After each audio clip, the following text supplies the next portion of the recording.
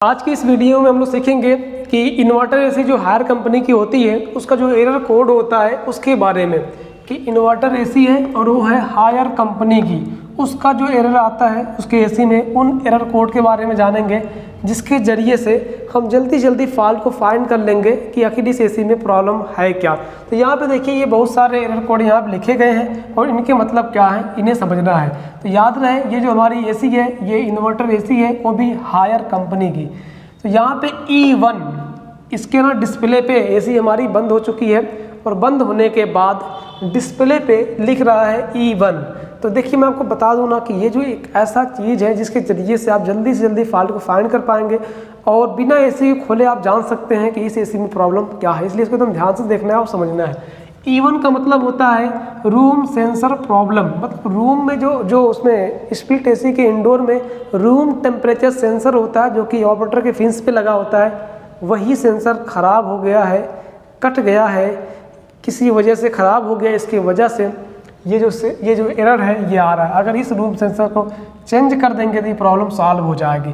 आगे मान लीजिए किसी वजह से उसका डिस्प्ले पे बता रहा है E2, तो इसका मतलब कॉइल सेंसर प्रॉब्लम, मतलब कि जो कॉइल टेम्परेचर सेंसर होता है जो कि ट्यूब में लगा होता है, एवापोरेटर का जो ट्यूब होता है उसके साइड में एक होल्डर होता है, उसी में ये लगा दिया जाता है।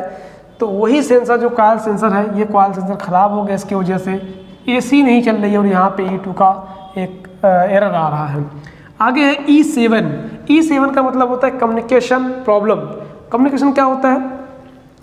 स्प्लिट एसी के इंडोर और आउटडोर दोनों में पीसीबी लगी होती है और एक कम्युनिकेशन वायर होता है। उसी तार के जरिए से एसी ये पता लगाती है कि हमारे इंडोर में सारे पार्ट चल रहे हैं या नहीं चल रहे हैं, आउटडोर में सारे पार्ट चल रहे हैं या नहीं चल रहे हैं। अगर किसी वजह से वायर कट जाए या उसमें जॉइंट लगा दिया जाए और वहाँ पे कार्बन आ जाए या उसका कनेक्शन लूज किया जाए, इसकी बिना पर इसकी वजह से ये जो प्रॉब्लम है ना ये आती है। तो जब भी कभी आपका E7 प्रॉब्लम आए तो आप देखिए कि जो उसमें सिग्नल का वायर लगाया गया है, कम्युनिकेशन का वायर लगाया गया है, क्योंकि इन्वर्टर एसी में 4 तारे जाती हैं, एक सिग्नल का, एक अर्थ का, एक न्यूट्रल, एक फेस का।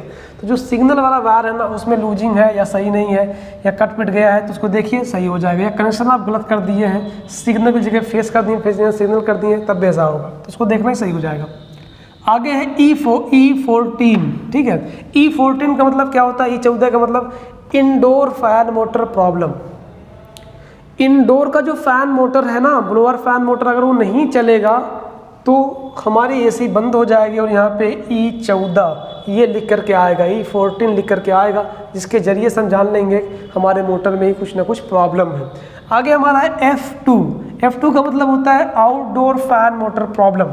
अगर आउटडोर का फैन मोटर नहीं चलेगा तो उस केस में ये जो प्रॉब्लम आने वाली है डिस्प्ले पे वो आ जाएगी F2 एरर का मतलब आउटडोर का जो फैन मोटर है वो ख़राब हो चुका है या उसके तार वगैरह कट चुके हैं जिसकी वजह से नहीं चल रहा है, इसकी वजह से ये यहाँ पे एरर F2 का आ रहा है। आगे है F6 का मतलब होता है आउटडोर एम्बियंस सेंसर प्रॉब्लम। ये एम्बियंस सेंसर क्या होता है? देखिए मैं आपको बता दूँ ना कि जो हमारा आउटडोर होता है इन्वर्टर एसी का, उसके आउटडोर में भी सेंसर लगा होता है। आप देखते होंगे जो उसमें फिंस होती है, कंडेंसर की फिंस, उसी के बाहर इस तरीके से फिंस पे चिपकाया गया होता है एक सेंसर।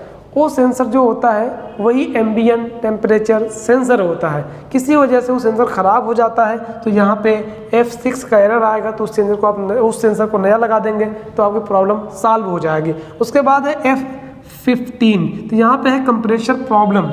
F15 का मतलब ये होता है कि कंप्रेशर की प्रॉब्लम है इसमें, मतलब कंप्रेसर या तो ख़राब हो गया है, जाम हो गया है या उसको सप्लाई वगैरह नहीं मिल रही है, तो जाके आपको आउटडोर को खोलना है और चेक करना है कि आखिर यहाँ पे प्रॉब्लम क्या है। उसके ज़रिए से आप इसके फॉल्ट को फाइंड करके इसको सही कर सकते हैं। तो ये जो एरर कोड होता है ना ये काफ़ी आसानी पैदा कर देता है हमारे काम में। अगर हम इसको जान लें सही तरीके से तो फिर हमारा काम आसान हो जाता है। अगर आपको एरर कोड वहाँ आ रहा है और एरर कोड का मतलब नहीं पता, पूरी एसी खोलनी पड़ जाएगी आपको और पता नहीं फॉल्ट ढूंढ पाएंगे नहीं ढूंढ पाएंगे। लेकिन अगर ये एरर कोड का मतलब जानते हैं आप तो इसकी ज़रिए से एसी के उसी पार्ट को आप खोलेंगे जिसमें प्रॉब्लम है, जहाँ पे प्रॉब्लम है उस प्रॉब्लम को जल्दी से सॉल्व कर देंगे और एसी हमारी सही हो जाएगी। तो यही सारी चीज़ें हैं। मैं आपको बता दूं एक चीज़ कि ये Karim technical institute UP Azamgarh Maharajganj में है और ये ठंडी का मौसम भी आ चुका है। इस टाइम लोगों का काम जो एसी वगैरह फ्रिज वगैरह का काम जो है ये बंद हो चुका है, कम हो चुका है, ना के बराबर हो चुका है।